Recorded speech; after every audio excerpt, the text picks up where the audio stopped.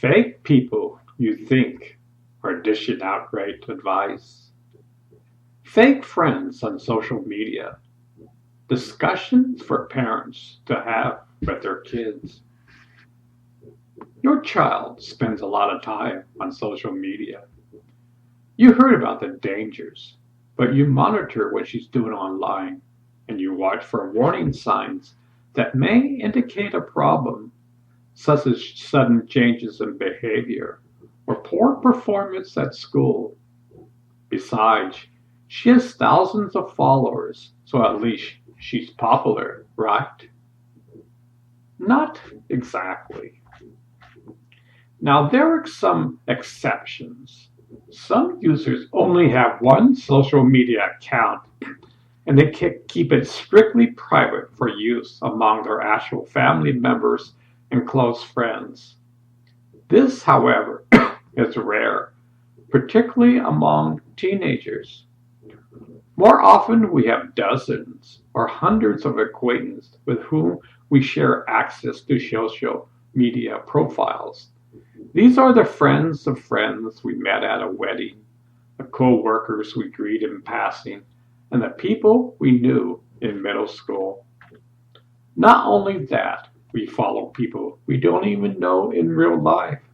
Sometimes there are famous professionals, sometimes it's a handsome stranger, or someone who seems funny based on the posts she shares in social media group you both belong to. Maybe you're connected via a group because you are both parents or lack soup players or gardeners. Maybe you like that he likes your posts, so you return the favor. Some of these people probably are true friends. Some may become true friends, even in real life, after you get to know each other online. But most are just faces on the screen. They know nothing about aside from what you choose to share on your profile. Jan Beyer wrote this article after the death of online personality Trey Pendleton. He was friends with Pendleton, but upon his death, Beyer realized he didn't really know him at all. Social media focuses upon us a feeling of intimacy and closeness that doesn't actually exist, he wrote. As in my own networks and social media have gotten larger, I ended up talking about my personal life less because a large percentage of that group didn't know me or my wife or my kids or my town or my interests.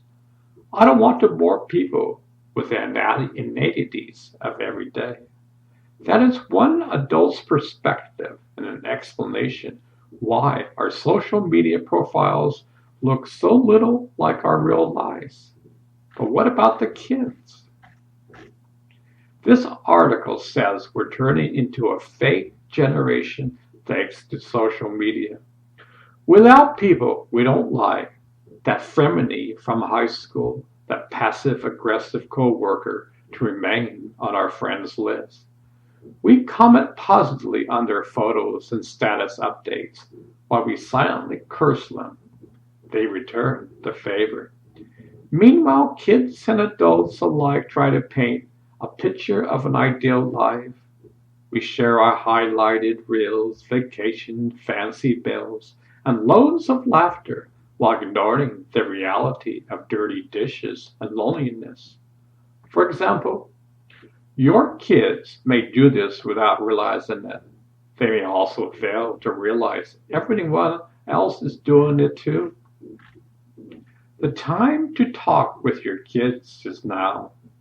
Don't wait until they're older. If they're using social media, they're old enough to have these discussions. Create an environment that encourages open dialogue.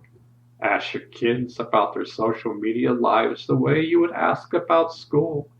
Bring up the topics you see in the news.